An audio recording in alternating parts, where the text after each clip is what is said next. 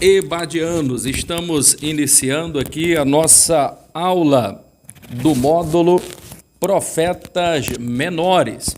Queremos crer que Deus assim estará nos abençoando de uma forma toda especial. Estamos aqui para iniciar essa maravilhosa e abençoada aula com todos vocês. Estamos aqui tentando organizar aqui nos atrativos finais aqui para ministrarmos essa aula para vocês. Grande abraço a todos, meus amados e queridos irmãos ebadianos. Quero aqui transmitir o nosso abraço de uma forma toda especial a vocês que estaremos ministrando pela primeira vez a estes alunos da Sala 6. A Sala 6 anteriormente, aí, até o início do ano, estava tendo as suas últimas aulas, vão agora formar no mês de julho.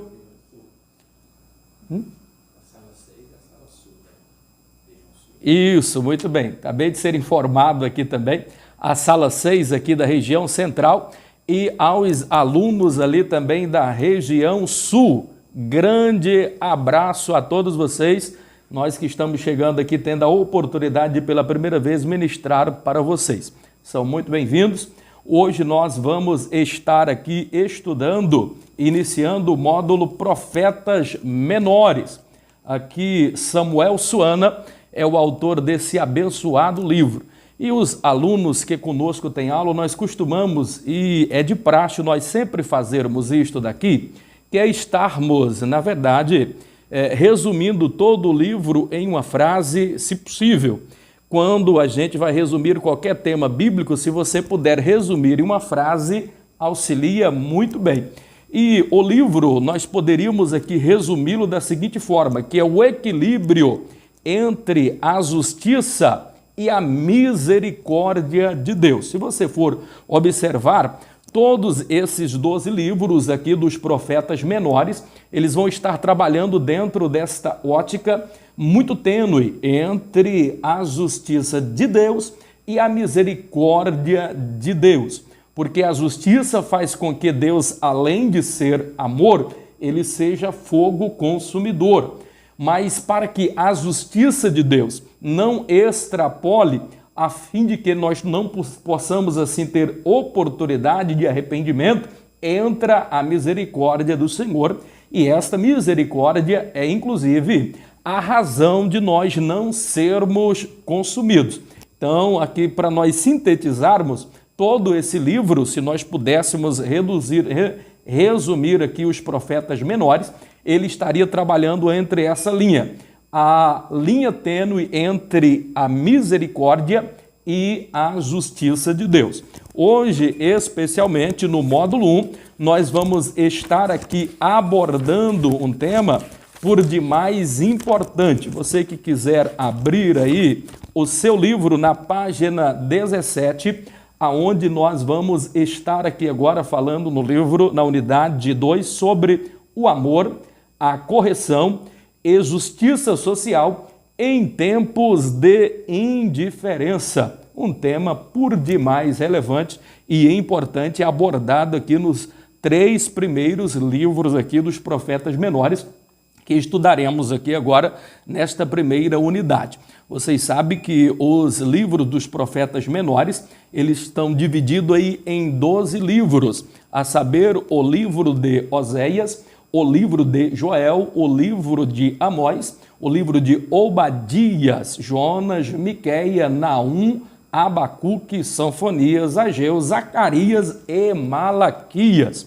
Quando a gente fala, e é importante todas as vezes quando eu vou estar ministrando sobre os profetas menores, eu gosto sempre de deixar isso bem claro para os meus alunos que quando nos referimos ao termo profetas menores, não é uma expressão de desprezo e tampouco de menosprezo para com estes profetas. Na verdade, nós classificamos, ou a teologia assim os classifica, não pela importância do seu ministério, mas sim pelo tamanho do livro. Profeta Isaías é profeta maior porque o seu livro é maior. O livro, por exemplo, de Joel, que são apenas 3 capítulos, é um profeta menor porque o seu livro é menor. Então, os profetas menores compõem-se de 12 livros menores. Então, dado esse esclarecimento aqui para os irmãos, nós vamos já estar adentrando aqui uma questão que é de primordial importância. Para que você entenda e compreenda melhor sobre a questão de profetas menores e maiores, uma coisa precisa estar bastante claro em sua mente, em sua cabeça. Qual é essa questão que precisa estar bastante enfatizado na nossa memória e na nossa mente? 4 perguntas cruciais, elas são para a interpretação dos profetas maiores. E isso precisa estar muito claro na sua cabeça. Que 4 perguntas são essas? Essas perguntas nós estudamos na matéria de exegese bíblica. E exegese bíblica, só tirando aqui um pouquinho uma conclusão, bem rapidamente, para resumir, é uma das mais importantes matérias de estudo para a compreensão da Bíblia. Porque, e assim nós observamos que quando você vai, por exemplo, em alguma livraria evangélica, muito poucos livros se tem de exegese bíblica, porque as pessoas naturalmente são às vezes preguiçosas no estudo sistemático da palavra. E a exegese bíblica, ela vai puxar essa questão do estudo. Os livros são um pouco mais caros, mas é importante enfatizar que a exegese bíblica é de fundamental importância para compreendermos o todo de toda a Bíblia Sagrada. Então, é por demais importante algumas questões. Dentro da matéria, por exemplo, de exegese bíblica, nós aprendemos, é importante você entender que quando você vai ler um livro dos profetas menores ou maiores, ou algum outro livro da Bíblia, mas principalmente aqui nos profetas, 4 perguntas precisam estar em evidência dentro da sua mente, para você entender o conteúdo do livro. Quais são essas perguntas? Quem, aonde, para quem e por quê? Ou seja, quem escreveu o livro? Outra pergunta importante, onde escreveu? Para quem escreveu? E por que escreveu? Se você responder, meu querido, a essas 4 importantes perguntas, você já entendeu basicamente todo o livro. Você consegue resumi-lo de uma forma muito clara a fim de que as pessoas entendam. Então, quando nós vamos estar estudando aqui, e você estudando em casa também, evidentemente que nós estamos aqui em uma aula que é online. É mais difícil do que estivéssemos aqui estudando, por exemplo, presencialmente, aonde nós podemos estar tirando as dúvidas da melhor forma possível, o horário é mais alongado, aqui o tempo é muito resumido, a gente precisa, de fato, realmente correr com a matéria. Então, às vezes, algumas coisas acabam deixando aqui sem nós estarmos devidamente pontuando alguns assuntos que até são por demais importantes no estudo da palavra do Senhor Jesus. Pois bem, vamos caminhando aqui dentro desse texto aqui agora, desta unidade, do nosso módulo Profetas Menores, aí na página de número 17 do seu livro, onde você deve estar acompanhando. Louvado e agradecido ao nome do Senhor Jesus. Queremos aqui cumprimentar de uma forma muito especial os irmãos que já estão aí online, a irmã Jussara nos dando a paz do Senhor, a irmã Rosemarie, Ari Divino também dando o seu alô, os nossos irmãos, os nossos alunos que estão aí chegando. Louvado e engrandecido é o nome do Senhor Jesus. Vocês que tiverem alguma pergunta e queira estar fazendo, pode estar fazendo aí online mesmo aí, nos enviando as perguntas aí no final. Se tivermos tempo hábil, vamos estar tentando responder na medida do possível a todas as perguntas dos nossos amados e queridos alunos ibadianos. Muito bem, o amor, a correção e a justiça social em tempos de indiferença. Que maravilha, que bênção! O amor é todo o retrato do livro aonde nós vamos estar estudando aqui em primeira instância agora. É o primeiro livro, o livro de Oséias. Ele vai estar falando do amor e, sobretudo, o amor incondicional de Deus. Nós vamos observar aqui, de uma forma muito rápida, como foi caracterizado este amor. Mesmo Israel sendo infiel, assim como a esposa de Oséias fora para com ele, nós, como um povo que servimos a Deus, vezes por outra erramos, vezes por outra pecamos e falhamos, e por causa deste amor, o amor incondicional da parte de Deus, é responsável de que nós não sejamos consumidos, e o amor de Deus nos abraça, o amor de Deus nos acolhe. A importância do amor, queridos, ela é de fundamental importância. Quando a gente fala de amor, Deus, ele é amor. Se em teu coração, ou se em nosso coração não residir o amor, nós temos uma dificuldade muito grande, sobretudo no que se refere a termos uma característica dentro de nós de cidadão do reino do céu.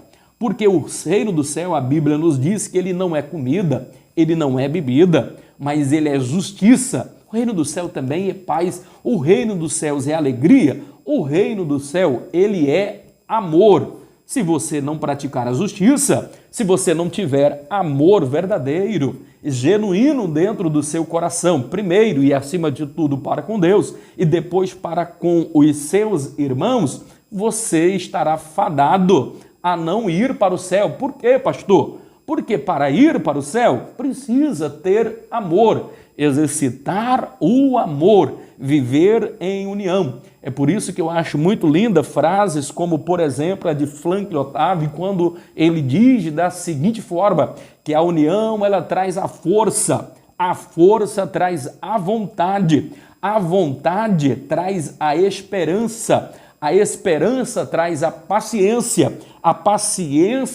ela traz a sabedoria, e a sabedoria traz o amor, e o amor liberta a consciência. Perceberam? Tudo que começa com união vai terminar com amor, união com o Pai, união com os irmãos. Então, se você entender esse pressuposto, você entendeu todo o contexto da Bíblia.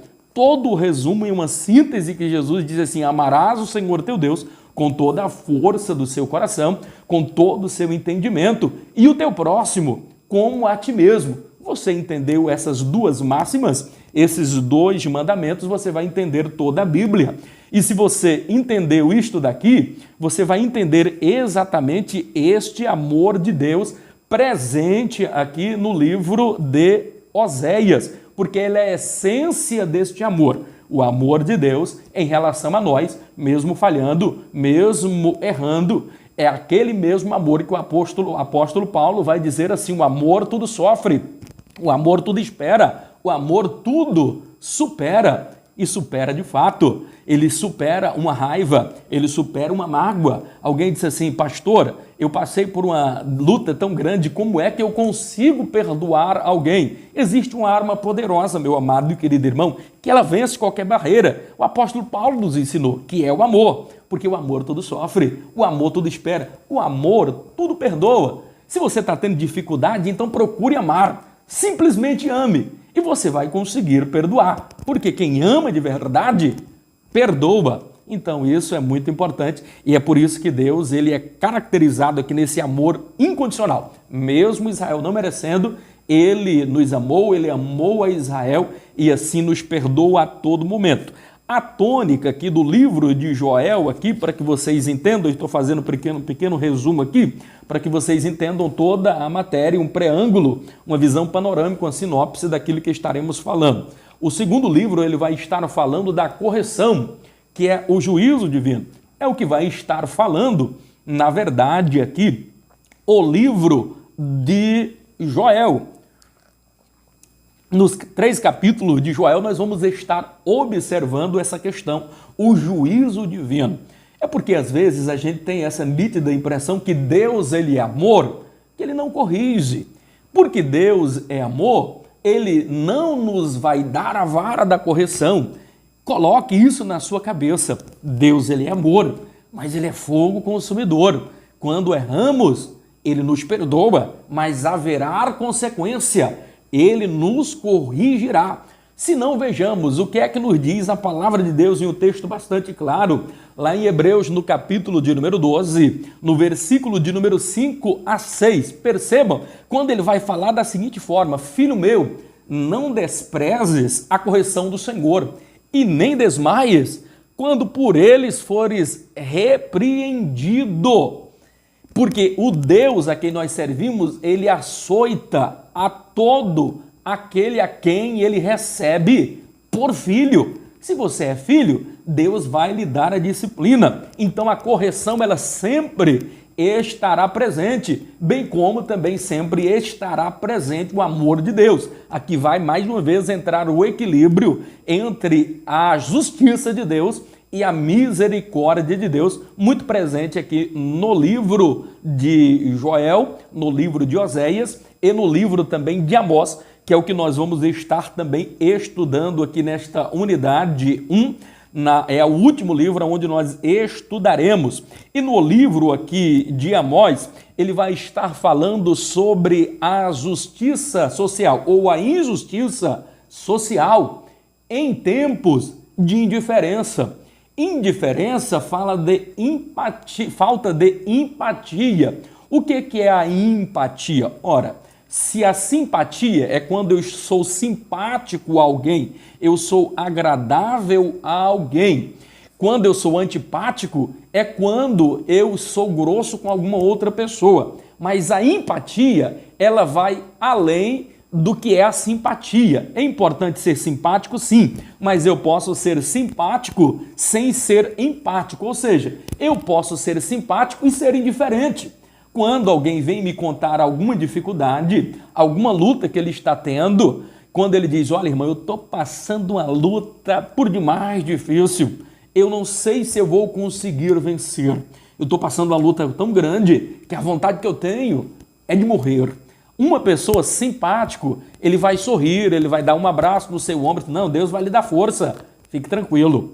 Mas uma pessoa empática, ele vai além da simpatia, ele vai dizer: não, meu irmão, venha cá, eu te abraço, nós vamos lutar junto. Porque tem pessoas que chegam e dizem assim: o Senhor é contigo, o Senhor é contigo, varão, Deus vai lhe abençoar. Que o Senhor é comigo, meu irmão, eu sei. Que o Senhor é comigo, eu tenho certeza. Eu não tenho dúvida disso. Eu sei que o Senhor é comigo. Eu estou querendo saber se você também é comigo. Se você está disposto a dobrar o seu joelho comigo, pagar o preço comigo. E uma pessoa empática, ele não está apenas disposto a dar um tapinha no seu ombro. Ele está disposto a orar com você, porque ele sente a sua dor. Essa é a característica de uma pessoa que é empática, que não é indiferente à dor do outro. Porque uma pessoa que tem empatia, ele consegue enxergar o outro com os seus olhos, ou ele se enxerga, ou eu consigo olhar para você, me enxergando também em mim, vendo que você é passivo das mesmas necessidades. E assim como eu sofro com alguma coisa que acontece comigo, eu devo também sentir a tua dor. E se eu sinto a tua dor, se eu sofro com a sua dor, se eu me alegro com a sua alegria, fique alegre mesmo, porque você é uma pessoa empática. E é isso que Deus quer de nós, termos a empatia, mesmo em tempo de profunda indiferença, como era em Israel, mesmo no tempo em que nós estamos vivendo de uma profunda indiferença, aonde o individualismo é sobremodo presente na nossa sociedade. Mas Deus nos chama a este amor, um amor altruísta, um amor que se importa, um amor empático. Louvado, engrandecido é o nome do Senhor Jesus. Luciano Batista Machado Pereira aqui, ele, Sabrina Marques, Aguiar presente, os nossos irmãos aí todos presentes. Louvado e engrandecido. Vão fazendo as perguntas aí, irmãos, e nós, na medida do possível, vamos estar tentando responder. Pois bem, vamos caminhar aqui agora falando algumas coisas de primordial importância, fazendo aqui um resumo aqui do livro do profeta Oséias. Vamos estar estudando aí o primeiro desses livros, profeta Oséias. Abra, por favor, por bondade, o seu livro aí na página 29, Oséias e a mensagem do amor de Deus. Quando você olhar para o livro de Oséias e quiser resumir esse livro, o resumo do livro vai ser é o amor de Deus em relação ao homem, em relação a você. Quando você olhar este livro, você vai perceber nele o profundo amor de Deus em prol da humanidade, em prol de Israel. E a que ponto Deus consegue chegar com este amor e o tanto que ele é capaz de nos perdoar por causa, inclusive aqui, deste imensurável amor de Deus. Vamos aqui observar algumas coisas que são de primordial relevância dentro desse texto aqui. Dentro do livro de Oséias, uma coisa que você precisa ter aqui em mente é a presença desse amor. E como é que Deus demonstra esse amor para conosco? Nada simbolizaria mais esse amor do que os acontecimentos presentes aqui no livro de Oséias. Muito pouca coisa se sabe a respeito desse homem, mas sabemos que o seu pai era Ben-ri e ele, na verdade, era ali de uma tribo. O seu ministério, ele exercia o seu ministério de uma forma muito presente, muito clara, no tocante à presença do amor de Deus. Deus usa aqui este homem de uma forma sobrenatural. Deus, a primeira coisa que faz a esse profeta, se não temos muita informação a respeito dele, temos uma grande certeza que Deus o chamou para ser um profeta. Mas não obstante a isso, Deus, no seu chamado, colocou condições para este homem para qual nenhum outro Deus estabeleceu.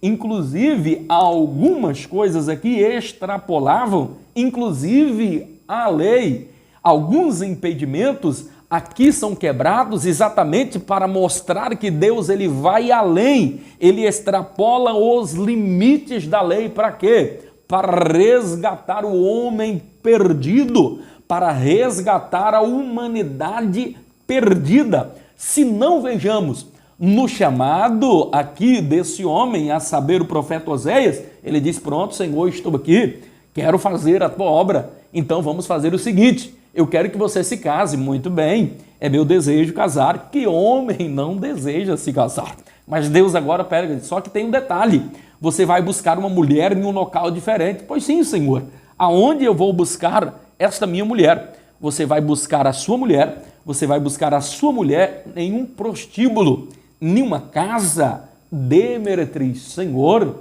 mas como pode alguma coisa? Eu sou profeta, eu sou homem de Deus. E ele diz: exatamente, porque você é homem de Deus, você precisa entender a forma como eu vejo a humanidade, a forma como eu devo amar a humanidade. Então vai lá, busque uma mulher e case-se com uma mulher. Detalhe, essa mulher é prostituta. Alguém ou algumas pessoas defendem que essa mulher aqui, na verdade, ela não era prostituta e com o tempo passou-se a ser prostituta. Mas o texto é claro, ela era prostituta. Se era prostituta, então foi buscá-la ali dentro de um prostíbulo.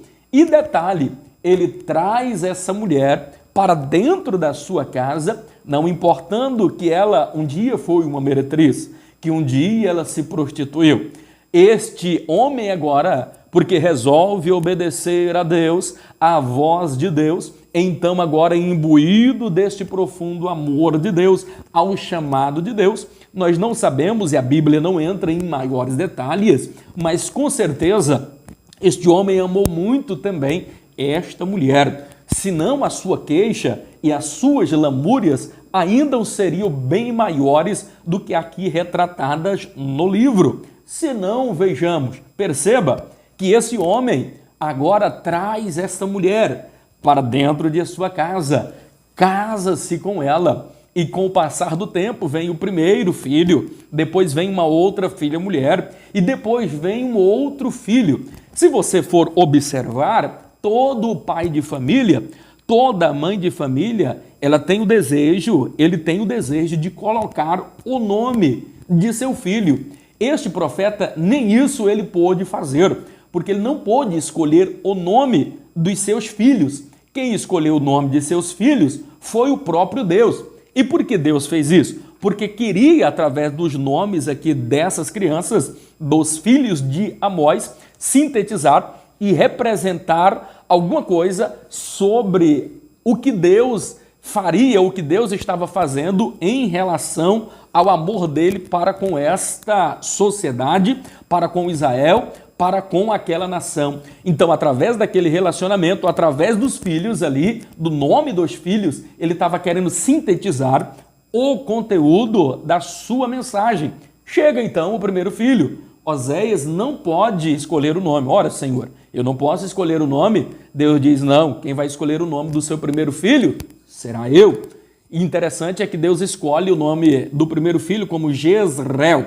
E ele diz, ora, Senhor, como eu posso colocar o nome de uma criança? Para o judeu é por demais importante a escolha de um nome. Ele fica muito envaidecido, é para ele algo grandioso ele escolher o nome, porque diferentemente da gente aqui, a escolha do nome lá em Israel, para ele significa muito, porque para nós aqui, se nós achamos o nome bonito, nós vamos lá e colocamos, não. Todo judeu, a primeira coisa que ele observa ao colocar o nome é o significado do nome.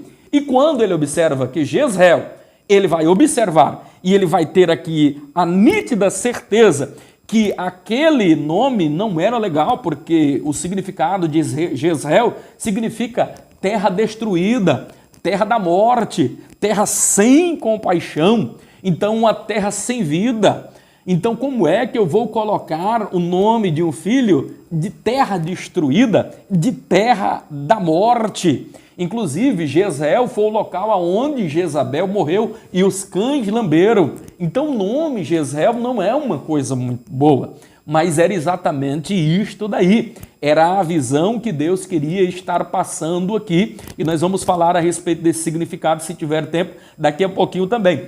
Chega o segundo filho. E qual é o nome que é dado a este segundo filho? Vem agora o nascimento da primeira menina. A mocinha que nasce agora recebe o nome de Lo-Ruama, que significa a minha misericórdia chegou ao fim. A minha misericórdia chegou ao fim, porque os pecados daquela mulher estavam cheirando mal às narinas de Deus, como os nossos pecados cheiram mal às narinas de Deus. Aí agora chega o terceiro nascimento, o terceiro filho. E agora Deus diz, olha, mais uma vez, você não vai colocar o nome, você dará o nome a este filho de Lo-Amim, porque o significado daquele nome estava dizendo assim, porque eu não sou teu povo e você não é o meu povo. O que é que Deus estava querendo dizer com estas mensagens aqui? Perceba que quando Deus diz assim, da seguinte forma, quando ele chega ao ápice dele dizer, olha, vocês não são o meu povo e eu não sou o vosso Deus, é como que aqui o profeta também estivesse dizendo, e ele está indignado. Se você for observar no capítulo de número 1, do capítulo de número 2, o verso de número 1, o próprio apóstolo, o próprio profeta aqui agora, ele se indigna. E por que ele se indigna? Ele fica indignado porque ele tirou Gomer lá da prostituição, aquela mulher, ele tira ela de lá, e ela sendo filha de Diblaim, e ele tira ela de um lugar extremamente terrível, coloca ela dentro de casa, não se importa com ela sendo prostituta, e ainda assim, depois de tudo que esse homem fizera, todo o amor envolvido, toda a espécie de misericórdia que foi dispensada para com essa mulher, o que ela faz? Ela pega e o trai. E ele vai demonstrar agora toda a sua indignação, dizendo agora para os seus filhos. Ele chegou ao ápice, a revolta tão grande, que ele já não escondeu mais os defeitos da mãe para os próprios filhos. E ele pega e diz, olha filhos, contendei agora com a sua mãe, porque eu não sou mais o seu marido, e nem tampouco é ela a minha mulher. Vai lá agora e vê se vocês conseguem convencer a sua mãe a abandonar todas as suas prostituição, a afastar do seio dela todo espírito de adultério. Olha o pai chegar ao filho, a este ponto de dizer para os próprios filhos a condição e a degradação moral dessa mulher estava no ápice tão grande que ele agora conta aos filhos. E o interessante é que a sequência aí da narrativa vai nos mostrar que essa mulher ela não se arrepende.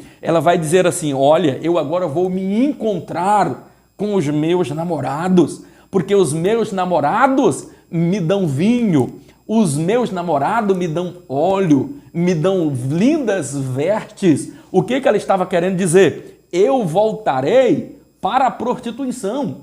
A impressão que nos dá aqui e que nos deixa bastante claro é que talvez até esses filhos não podemos nem dizer que na verdade fora aí desse homem, porque ela estava prostituindo, me parece, nesse período. Agora, depois de descoberto já de tudo aqui às claras, que o marido se revolta e conta e fala aqui tudo, e ela diz, não, agora eu vou para os meus namorados. Quer dizer, ela não abandonou as velhas práticas, continuou prostituindo, continuou adulterando. O que acontece?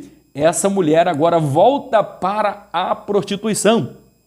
E não obstante a isso, a sua degradação moral chegou ao ponto dela agora ser vendida como prostituta em praça pública. Diferentemente dos dias atuais em que a mulher na sua degradação moral, que resolve ser prostituta, e esse é o ápice da degradação da mulher, quando ela é prostituta e vai para uma esquina e fica ali rodando uma bolsinha, oferecendo o corpo para os seus clientes. Então isso é o ápice da degradação moral da mulher, porque Deus não fez a mulher para esse tipo de coisa. Só que naquela época era diferente. A mulher não ia para a esquina rodar a bolsinha, ela ia em praça pública. Se a mulher nos dias de hoje vai para a esquina, em um local um pouco mais escondido, naquela época ela ia para a praça pública e ela tinha que vestir uma roupa, as suas pinturas denunciavam que ela era uma prostituta e ela era vendida como prostituta. Agora percebam, o ápice do amor de Deus é demonstrado aqui, porque mesmo essa mulher errando, mesmo essa mulher falhando, mesmo essa mulher traindo tão sordidamente o seu marido Oséias, este homem está indignado. Vocês perceberam o grau de indignação dele, de sofrência, de dor, de tão amargo que estava o seu peito, de tanta luta que ele passou por causa daquela mulher, porque havia uma percha na sociedade muito grande. Os profetas olhavam ele de largo. Como é que a Bíblia condena algo e agora esse profeta está se casando com uma prostituta, indo contrário aos nossos ensinamentos?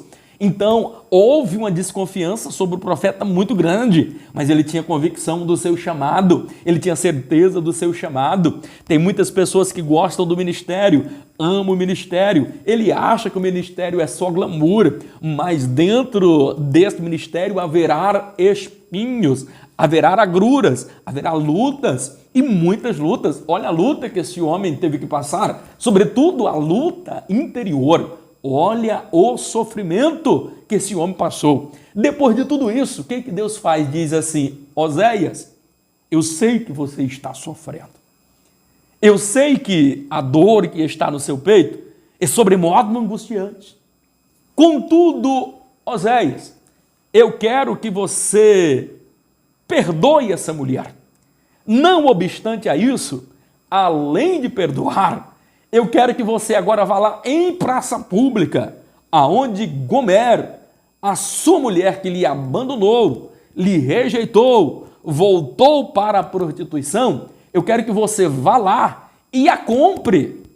E compre ela pelo valor justo. Então nós vamos observar que este homem engole todo o seu orgulho ferido em nome de um chamado. Olha a importância da obediência. Este homem, mesmo amargurado, mesmo triste, com o amor de Deus no coração, ele resolve perdoar a mulher, porque ele entende que Deus é amor. E porque Deus é amor, ele precisa perdoar.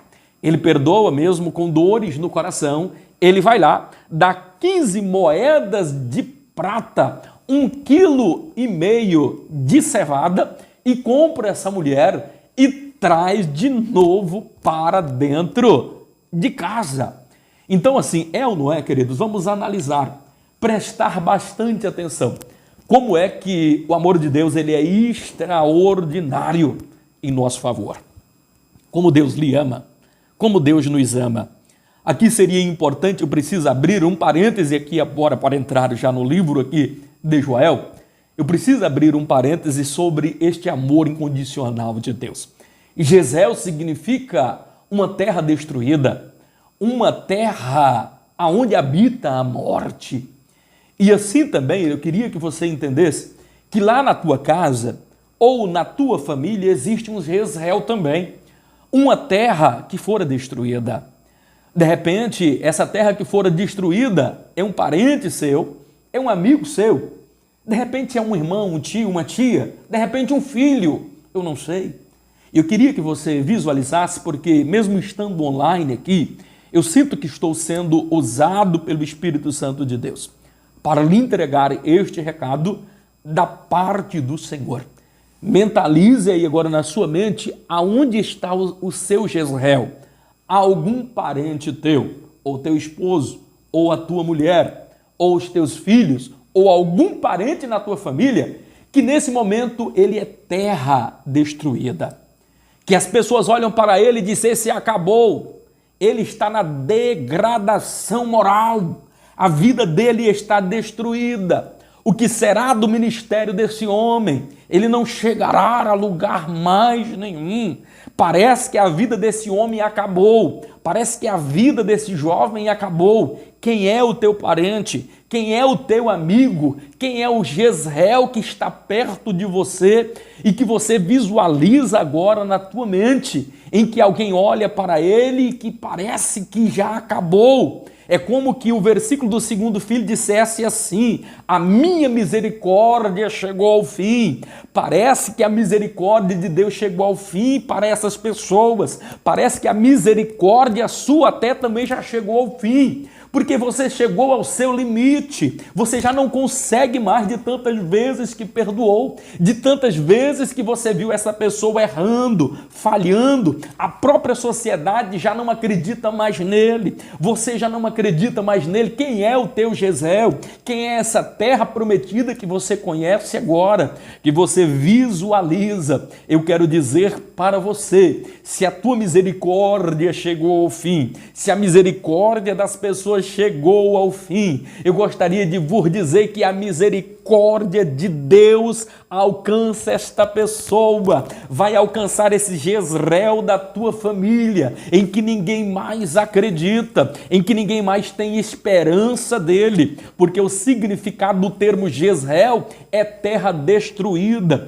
Quem sabe na tua família, tu tem esse Jezreel que fora destruída, aniquilada a sua moral, destruída tudo aquilo que ele tinha de bom. Eu tenho um bom conselho, ou eu tenho uma boa notícia para dizer para vocês, meus alunos, para vocês transmitirem para esses seus familiares, para você transmitir para estas pessoas. O que é que eu tenho para transmitir? Eu tenho uma boa notícia, é que Deus ele é perito em transformar vaso quebrado, pastor Ribamar, que acabou de chegar aqui em nosso estúdio. Deus ele é perito em transformar, em reformar, em refazer vaso trincado, vaso quebrado, vaso destruído, vaso sem valor, terra acabada, terra destruída. Então o livro de Oséias ele vai nos trazer a esse respeito, a esse pensamento. E é por isso que ele dá o nome, esse rapaz ele não teve nenhum direito de escolher o nome do filho, Deus escolheu o nome dos filhos, dizendo Jezreel, terra destruída. Ele escolhe o nome da filha, agora Lo-Ruama, a minha misericórdia chegou ao fim. E por último ele escreve agora Lo-Ami, como se dissesse, você não é mais meu povo, você não é mais a minha esposa. Mas o interessante é que quando nós pecamos, nós estamos realmente nesse lugar sem misericórdia, terra de morte, terra destruída, porque o pecado ele gera a morte, porque o salário do pecado é a morte, mas o dom gratuito de Deus é a vida eterna. Se você se arrepender ele mais uma vez lhe recebe como filho.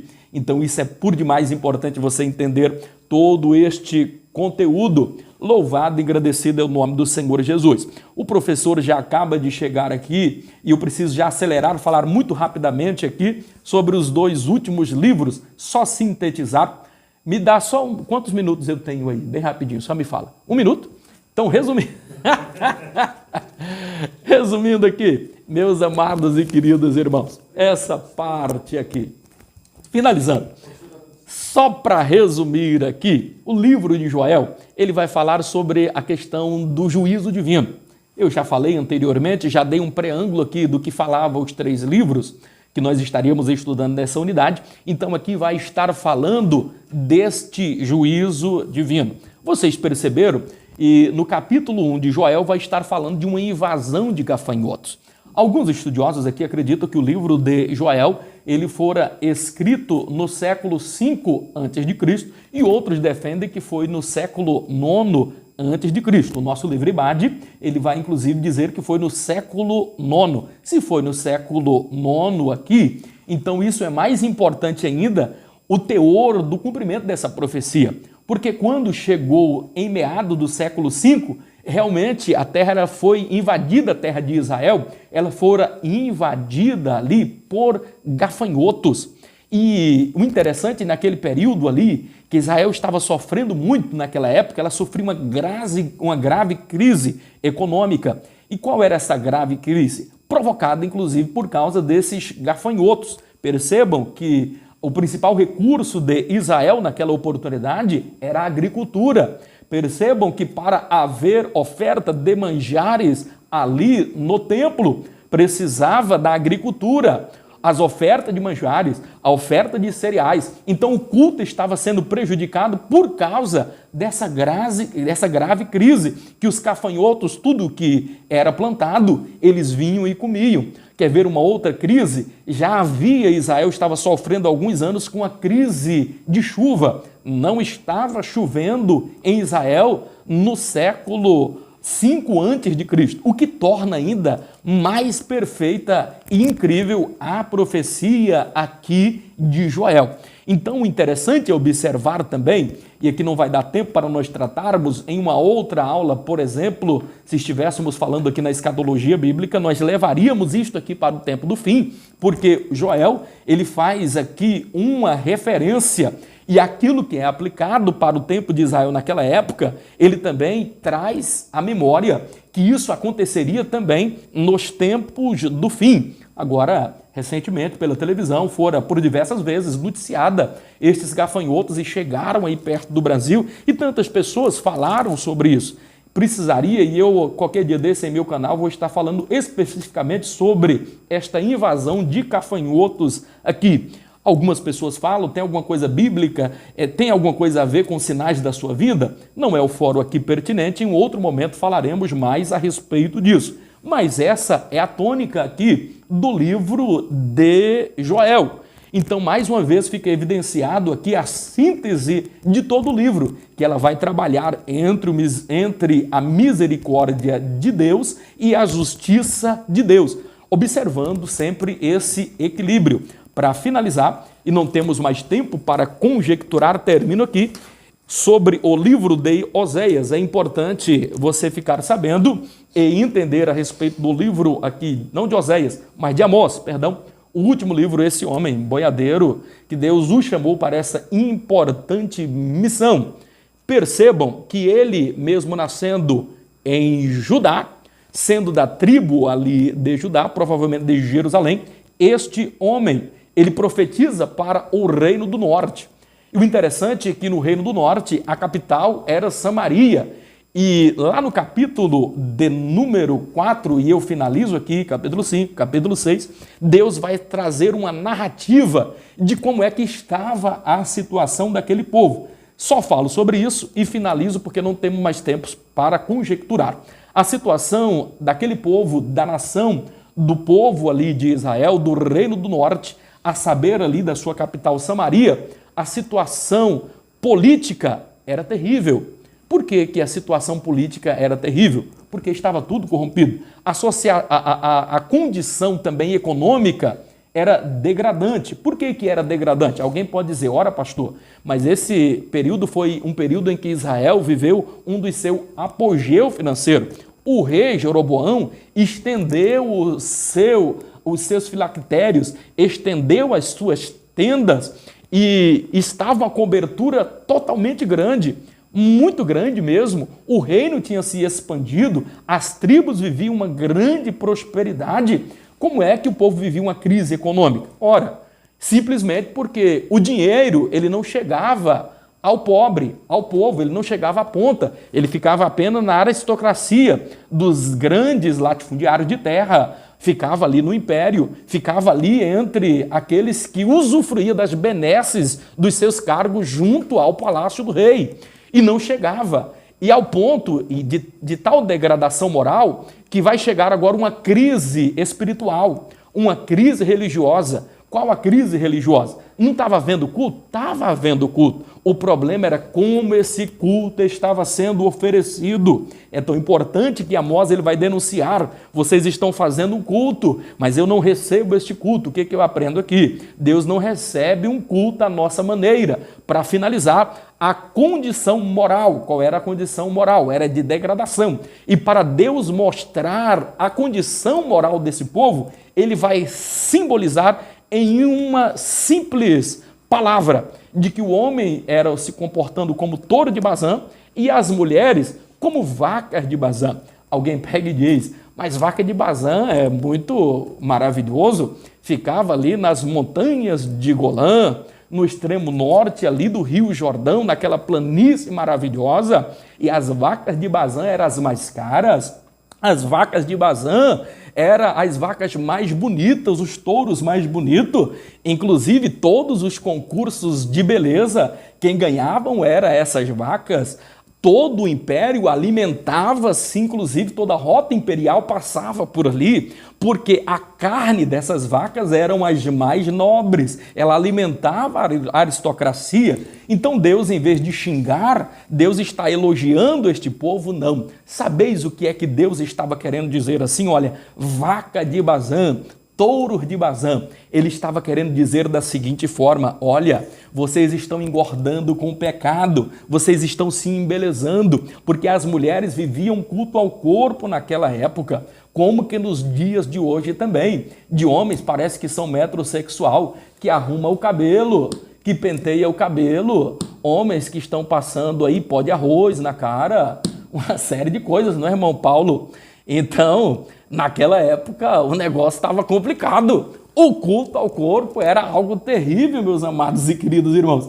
Então Deus estava denunciando e estava dizendo, olha, vocês estão adulterando, estão profanando. Em vez de adorar a Deus Jeová, vocês profanaram o culto, porque para dentro do culto vocês estão adorando a Baal, vocês estão adorando a Dargon, a deuses de outra nação, e os seus pecados têm cheirado mal. Vacas de Bazã. Ele está dizendo, olha, você engordou, você está bonita, mas está chegando a hora do abate. É quando ele vai dizer assim, prepara-te, ó Israel, para encontrares com o Senhor teu Deus. E eu termino aqui, senão vão me bater aqui porque meu horário já extrapolou. Grande abraço a todos os nossos irmãos ibadianos. Espero vocês.